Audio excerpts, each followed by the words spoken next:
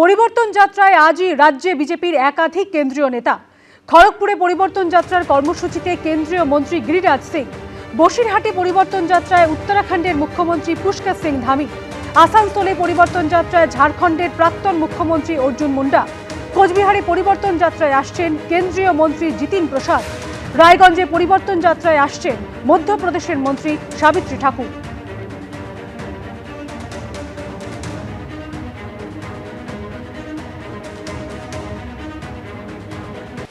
প্রথম দফার চূড়ান্ত ভোটার তালিকা প্রকাশ হয়েছে। মাসখানেক পরই পশ্চিমবঙ্গে বিধানসভা নির্বাচন।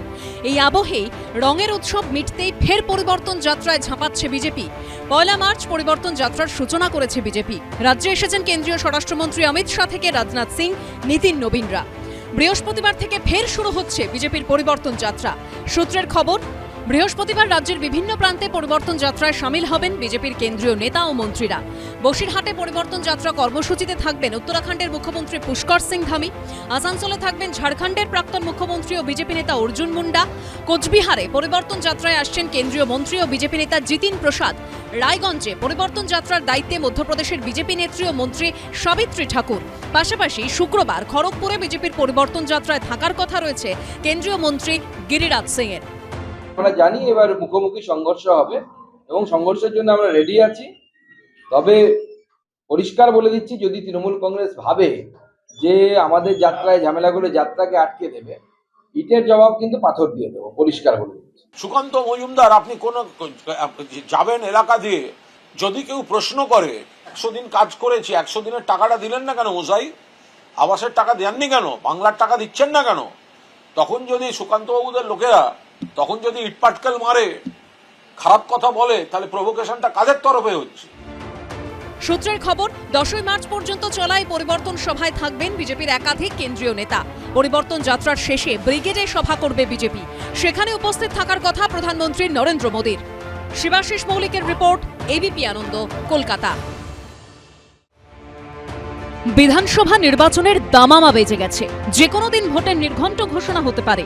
এই পরিস্থিতিতে সূত্রের খবর, নির্বাচন কমিশনের প্রশ্নের মুখে পড়েছেন দক্ষিণ ২৪ পরগনা ও কোচবিহারের জেলা নির্বাচনী আধিকারিক অর্থাৎ জেলা শাসকরা।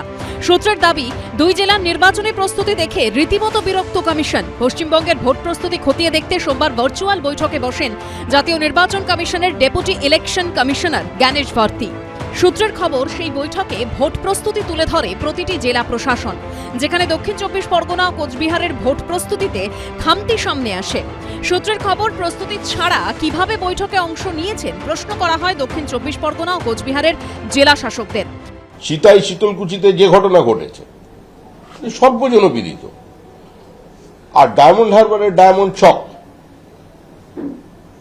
আমাদের সর্বভারতীয় সভাপতি জেপি নাড্ডার গাড়ির ওপরেও পাথর ফেলা, কিন্তু দীর্ঘদিন ধরে চলছে। তো সেখানের প্রক্রিয়া গাফিলতি থাকবে না, সেখানের প্রক্রিয়াটা ওইভাবে চালিয়ে নিয়ে যাওয়া হবে, সেটা ওদের বিষয়।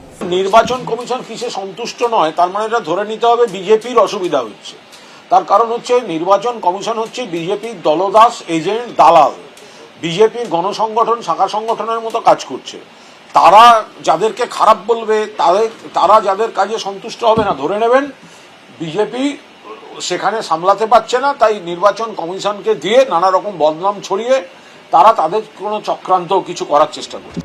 সূত্রের খবর, এর আগে ১৩ই ফেব্রুয়ারি গাফিলতির অভিযোগে মুখ্য নির্বাচন কমিশনারের ক্ষোভের মুখে পড়েন কোচবিহার, জলপাইগুড়ি, মালদা, উত্তর ২৪ পরগনা, দক্ষিণ ২৪ পরগনা এবং পূর্ব মেদিনীপুরের জেলা নির্বাচন আধিকারিক।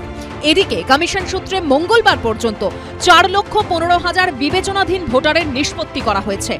রুমা পাল, আশাবুল হোসেন ও শিবাশিস মৌলিকের রিপোর্ট, এবিপি আনন্দ। এবিপি আনন্দ, এগিয়ে থাকে, এগিয়ে রাখে।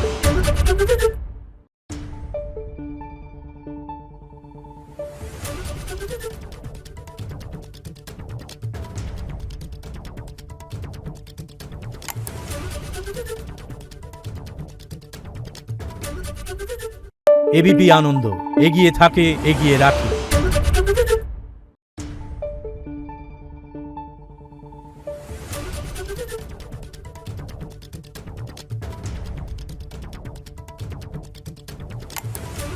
Thank you.